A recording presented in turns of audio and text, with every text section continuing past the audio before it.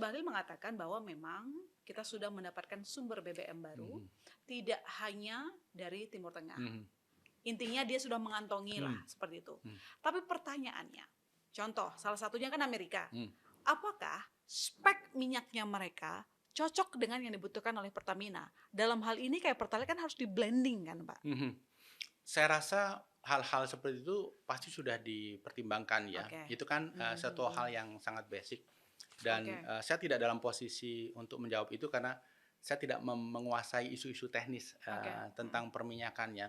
Tapi terkait dengan Amerika ini ya harus kita antisipasi jarak 40 hari itu. Kalau ke Timur Tengah kan hanya 2 minggu. Jadi kira-kira hampir separuhnya. Tantangannya adalah biaya transportasi, biaya asuransi, kemudian ketersediaan kapal tanker.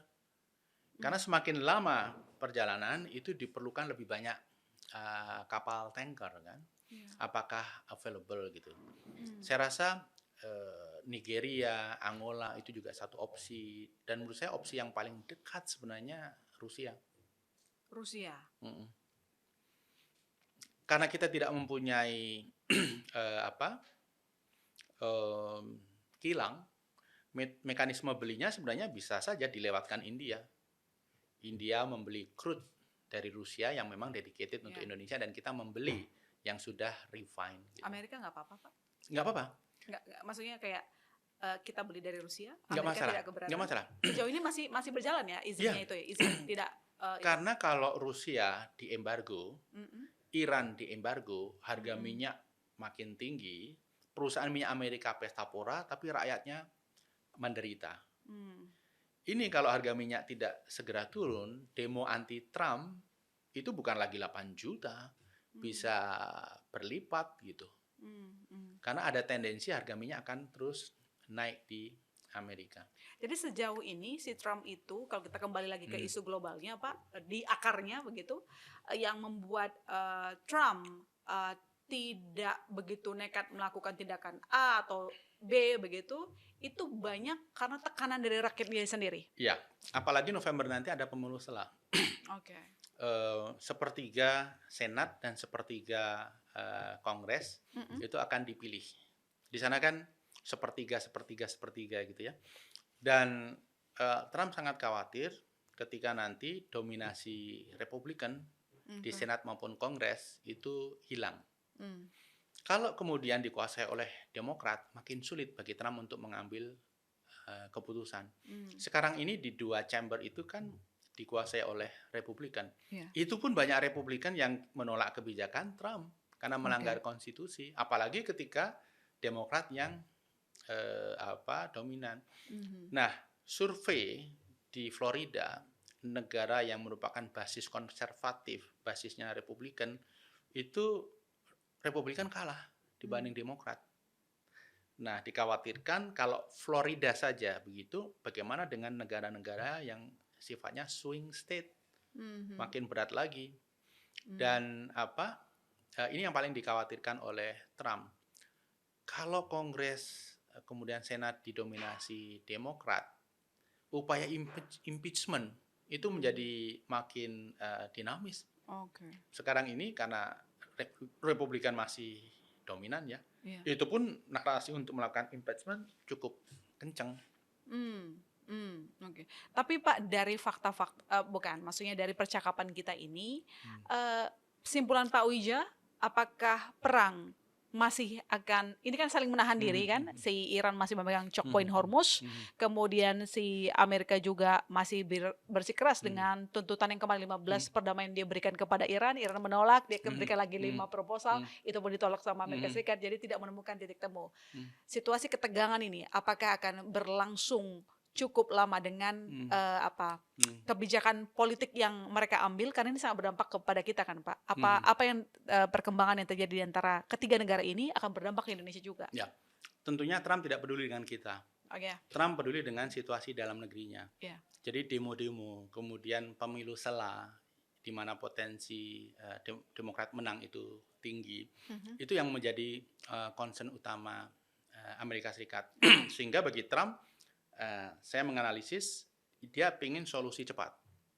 Solusi cepat yang aman dan tidak berisiko, dan ini bisa kemudian dinarasikan sebagai solusi. Syukur-syukur jauh sebelum pemilu setelah dilakukan. Nah, tentunya ini berlawanan dengan keinginan Israel.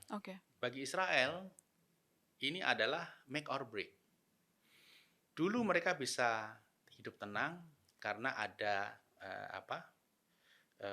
perlindungan dari Amerika Serikat, Iron Dome, sistem rudal anti rudal balistik lawan, kemudian dia mempunyai superiority senjata. Sekarang dua hal itu hilang.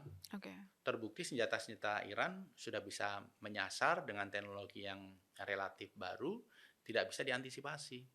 Jadi kalau ini tidak dihentikan sekarang, Iran itu hanya akan makin canggih, makin berbahaya bagi Iran.